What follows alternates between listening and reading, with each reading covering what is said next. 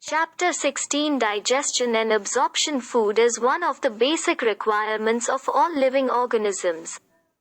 The major components of our food are carbohydrates, proteins and fats. Vitamins and minerals are also required in small quantities.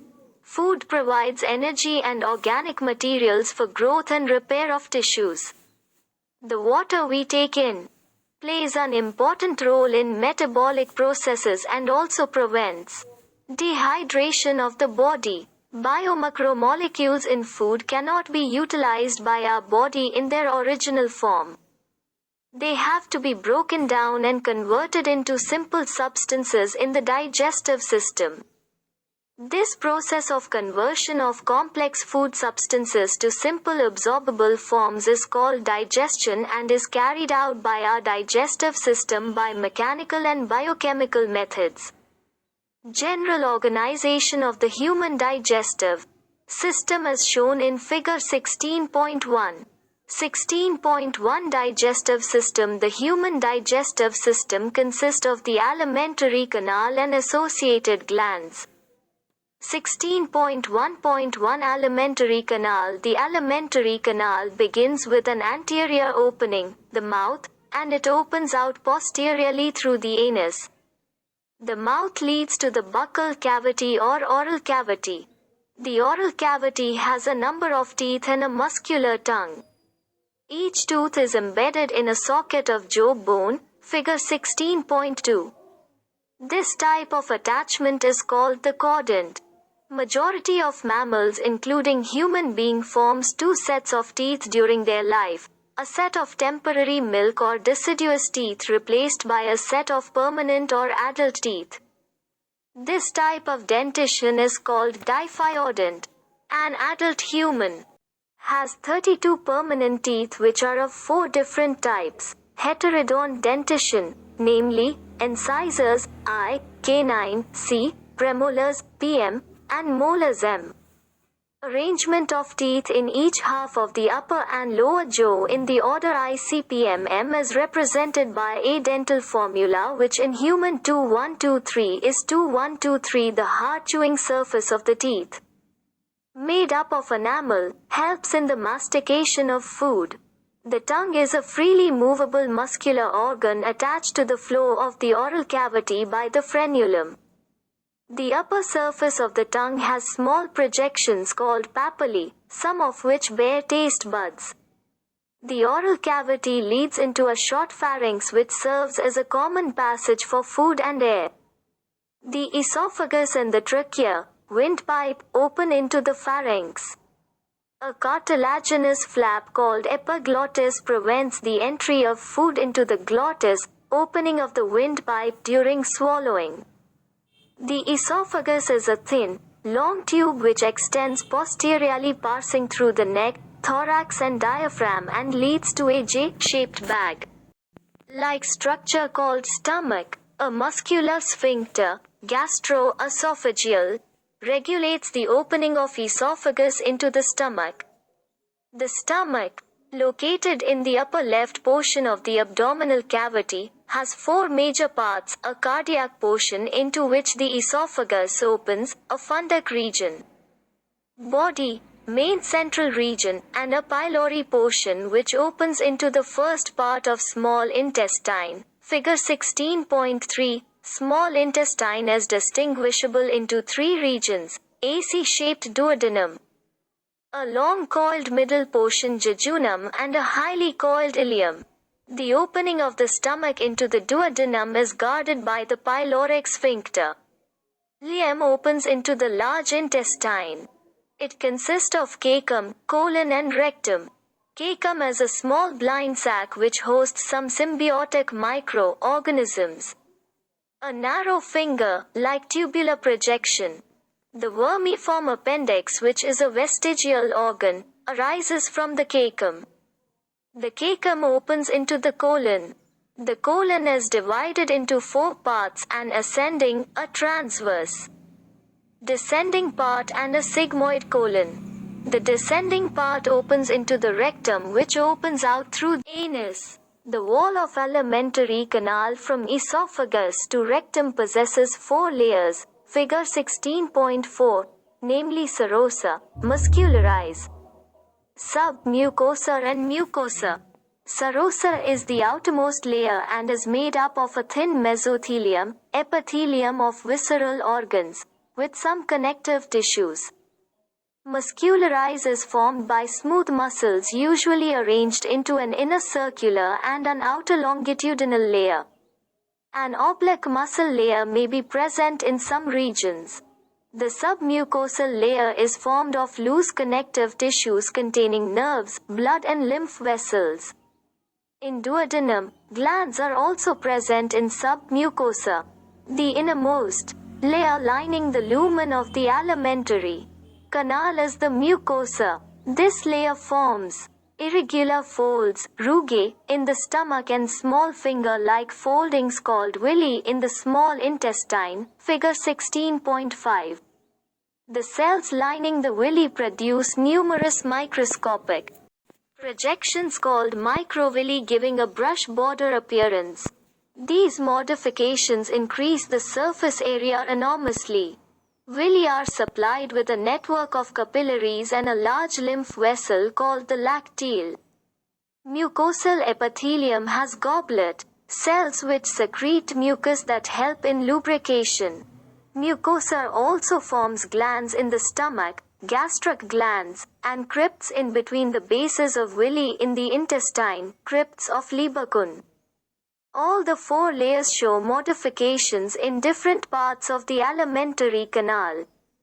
16.1.2 Digestive glands. The digestive glands associated with the alimentary canal include the salivary glands, the liver and the pancreas. Saliva is mainly produced by 3 pairs of salivary glands, the parotids, cheek, the submaxillary, submandibular, lower jaw, and the sublinguals, below the tongue. These glands situated just outside the buccal cavity secrete salivary juice into the buccal cavity. Liver is the largest gland of the body, weighing about 1.2 to 1.5 kilograms in an adult human. It is situated in the abdominal cavity, just below the diaphragm, and has 2 lobes. The hepatic lobules are the structural and functional units of liver, containing hepatic cells arranged in the form of cords. Each lobule is covered by a thin connective tissue sheath called the Glusson's capsule. The bile secreted by the hepatic cells passes through the hepatic ducts and is stored and concentrated in a thin muscular sac called the gallbladder. The duct of gallbladder, cystic duct, along with the hepatic duct from the liver forms the common bile duct, figure 16.6. The bile duct and the pancreatic duct open together into the duodenum as the common hepato-pancreatic duct, which is guarded by a sphincter called the sphincter of Oddi. The pancreas is a compound, both exocrine and endocrine, elongated organ situated between the limbs of the C-shaped duodenum. The exocrine portion secretes an alkaline pancreatic juice containing enzymes, and the endocrine portion secretes hormones, insulin and glucagon. 16.2 Digestion of food. The process of digestion is accomplished by mechanical and chemical processes.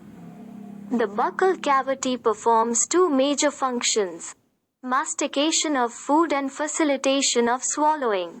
The teeth and the tongue, with the help of saliva, masticate and mix up the food thoroughly. Mucus in saliva helps in lubricating and adhering the masticated food particles into a bolus.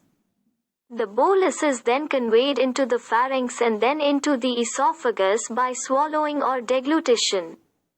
The bolus further passes down through the esophagus by successive waves of muscular contractions called peristalsis. The gastro-esophageal sphincter controls the passage of food into the stomach.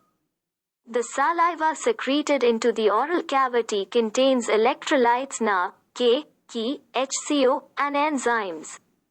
Salivary amylase and lysozyme. The chemical process of digestion is initiated in the oral cavity by the hydrolytic action of the carbohydrate splitting enzyme, the salivary amylase.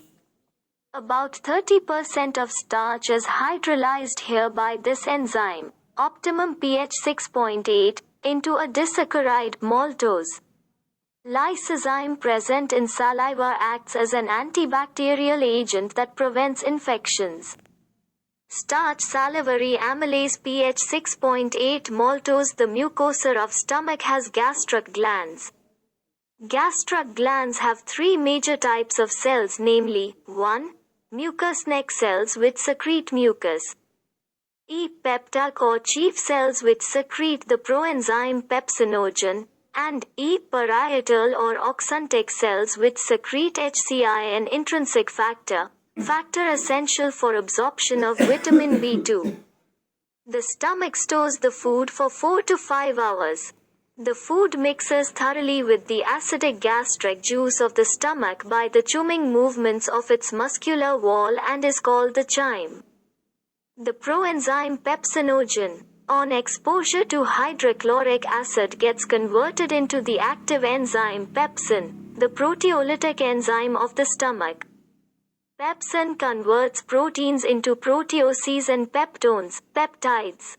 The mucus and bicarbonates present in the gastric juice play an important role in lubrication and protection of the mucosal epithelium from excoriation by the highly concentrated hydrochloric acid. HCI provides the acidic pH 1.8, optimal for pepsins. Renin is a proteolytic enzyme found in gastric juice of infants which helps in the digestion of milk proteins. Small amounts of lipases are also secreted by gastric glands. Various types of movements are generated by the muscularized layer of the small intestine.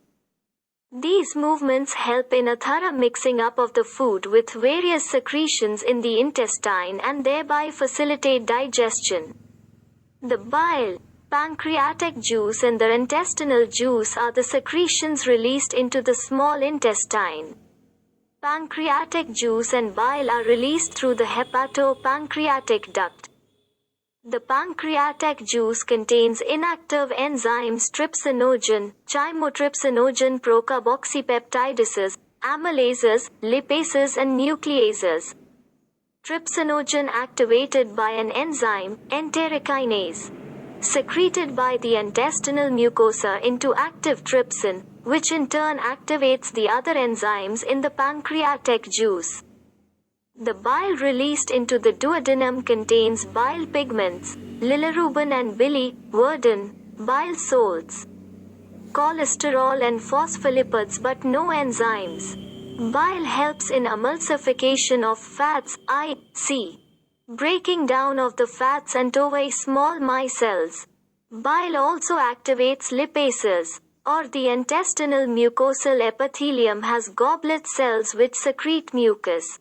The secretions of the brush border cells of the mucosa along with the secretions of the goblet cells constitute the intestinal succus entericus. This juice contains a variety of enzymes like disaccharidases, e.g. maltase, dipeptidases, lipases, nucleosidases, etc. The mucus along with the bicarbonate from the pancreas protects the intestinal mucosa from acid as well as provide an alkaline medium, pH 7.8, for enzymatic activities. Submucosal glands, Brunner's glands, also help in this. Proteins, proteoses and peptones, partially hydrolyzed proteins, in the chyme reaching the intestine are acted upon by the proteolytic enzymes of pancreatic juice as given below. Proteins, peptones, proteoses, trypsin, chymotrypsin, carboxypeptidase, dipeptides, carbohydrates in the chyme are hydrolyzed by pancreatic amylase into disaccharides. Polysaccharides, starch, amylase disaccharides, fats are broken down by lipases with the help of bile into the and monoglycerides. fats, lipases, diglycerides, monoglycerides, nucleases in the pancreatic juice acts on nucleic acids to form nucleotides and nucleosides, nucleic acids, nucleases, nucleotides, nucleosides. The enzymes in the succus entericus act on the end products of the above reactions to form the respective simple absorbable forms. These final steps in digestion occur very close to the mucosal epithelial cells of the intestine. The breakdown of biomacromolecules mentioned above occurs in the duodenum region of the small intestine. The simple substances thus formed are absorbed in the jejunum and ileum regions of the small intestine. The undigested and unabsorbed substances are passed on to the large intestine. No significant digestive activity occurs in the large intestine. The functions of large intestine are 1. Absorption of some water, minerals and certain drugs. 2. Secretion of mucus which helps in adhering the waste, undigested, particles together and lubricating it for an easy passage. The undigested, unabsorbed substances called faxes enters into the cecum of the large intestine through ileocecal valve, which prevents the backflow of the fecal matter. It is temporarily stored in the rectum till defecation. The activities of the gastrointestinal tract are under neural and hormonal control for proper coordination of different parts. The sight, smell and/or the presence of food in the oral cavity can stimulate the secretion of saliva. Gastric and intestinal secretions are also, similarly, stimulated by neural signals. The muscular activities of different parts of the alimentary canal can also be moderated by neural mechanisms, both local and through CNS. Hormonal control of the secretion of digestive juices is carried out by local hormones produced by the gastric and intestinal mucosa. Calorific value of protein, carbohydrate and fat, boxed item not for evaluation. The energy requirements of animals, and the energy content of food, are expressed in terms of measure of heat energy because heat is the ultimate form of all energies. This is often measured to as calorie, cal, or joule, J, which is the amount of heat energy required to raise the temperature of 1 gram of water by 1 degree Celsius. Since this value is tiny amount of energy, physiologists commonly use kilocalorie kcal or kilojoule kJ. 1 kilocalorie is the amount of energy required to raise the temperature of 1 kilogram of water by 1 degree Celsius. Nutritionists traditionally refer to kcal as the calorie or joule, always capitalized. The amount of heat liberated from complete combustion of 1 gram food in a bomb calorimeter, a closed metal chamber filled with O, is its gross calorific or gross energy value. The actual amount of energy combustion of 1 gulp of food is the physiology value of food. Gross calorific values of carbohydrates, proteins and fats are 4.1 kilocalorie per gram, 5.65 kilocalorie per gram and 9.45 kilocalorie per gram, respectively, whereas their physiology values are 4.0 kilocalorie per gram, 4.0 kilocalorie per gram and 9.0 kilocalorie per gram, respectively. 16.3 Absorption of digested products. Absorption is the process by which the end products of digestion pass through the tinal mucosa into the blood or lymph. It is carried out by passive, active or facilitated transport mechanisms. Small amounts of monosaccharides like glucose, amino acids and some electrolytes like chloride ions are generally absorbed by simple diffusion. The passage of these substances into the blood depends upon the concentration gradients. However, some substances like glucose and amino acids are absorbed with the help of carrier proteins. This mechanism is called the facilitated transport. Transport of water depends upon the osmotic gradient. Active transport occurs against the concentration gradient and hence requires energy. Various nutrients like amino acids, monosaccharides like glucose, electrolytes like Na are absorbed into the blood by this mechanism. Fatty acids and glycerol, being insoluble, cannot be absorbed into blood. They are first incorporated into small droplets called micelles which move into the intestinal mucosa. They are re-formed into very small protein-coated fat globules called the chylomicrons which are transported into the lymph vessels, lacteals, in the villi. These lymph vessels ultimately release the absorbed substances into the bloodstream. Mouth absorption of substances takes place in different parts of the alimentary canal, like mouth, stomach, small intestine and large intestine. However, maximum absorption occurs in the small intestine. A summary of absorption, sites of absorption and substances absorbed, is given in Table 16.1. Table 16.1 The summary of absorption in different parts of digestive system. Mouth. Certain drugs coming in contact with the mucosa of mouth and lower side of the tongue are absorbed into the blood capillaries lining them. Stomach. Absorption of water, simple sugars, and alcohol etc. takes place. Small intestine. Principal organ for absorption of nutrients.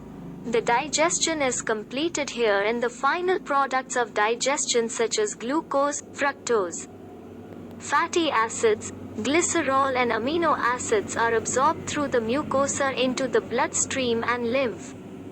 Large intestine. Absorption of water, some minerals and drugs takes place. The absorbed substances finally reach the tissues which utilize them for their activities. This process is called assimilation. The digestive wastes, solidified into coherent feces in the rectum, initiate a neural reflex causing an urge or desire for its removal. The egestion of faxes to the outside through the anal opening, defecation, is a voluntary process and is carried out by a mass peristaltic movement. 16.4 Disorders of digestive system. The inflammation of the intestinal tract is the most common ailment due to bacterial or viral infections. The infections are also caused by the parasites of the intestine like tapeworm, roundworm, threadworm, hookworm, pinworm, etc. Jaundice. The liver is affected. Skin and eyes turn yellow due to the deposit of bile pigments. Vomiting. It is the ejection of stomach contents through the mouth. This reflex action is controlled by the vomit center in the medulla. A feeling of nausea precedes vomiting. Diarrhea. The abnormal frequency of bowel movement and increased liquidity of the fecal discharge is known as diarrhea. It reduces the absorption of food. Constipation. In constipation, the feces are retained within the colon as the bowel movements occur irregularly. Indigestion. In this condition, the food is not properly digested, leading to a feeling of fullness. The causes of indigestion are inadequate enzyme secretion, anxiety, food poisoning, overeating, and spicy food. Dietary deficiencies of proteins and total food calories are widespread in many underdeveloped countries of South and Southeast Asia, South America, and West and Central Africa. Protein energy malnutrition (PEM) may affect large sections of the population during drought, famine and political turmoil. This happened in Bangladesh during the Liberation War and in Ethiopia during the severe drought in mid-80s. PEM affects infants and children to produce marasmus and kwashiorkor. Marasmus is produced by a simultaneous deficiency of proteins and calories. It is found in infants less than a year in age. If mother's milk is replaced too early by other foods which are poor in both proteins and caloric value, This often happens if the mother has second pregnancy or childbirth when the older infant is still too young. In marasmus, protein deficiency impairs growth and replacement of tissue proteins. Extreme emaciation of the body and thinning of limbs results. The skin becomes dry, thin and wrinkled. Growth rate and body weight decline considerably. Even growth and development of brain and mental faculties are impaired. Kwashiorkor is produced by protein deficiency unaccompanied by calorie deficiency.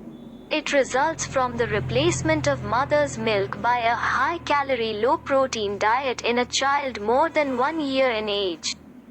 Like marasmus, kwashiorkor shows wasting of muscles, thinning of limbs, failure of growth and brain development. But unlike marasmus, some fat is still left under the skin. Moreover, extensive edema and swelling of body parts are seen.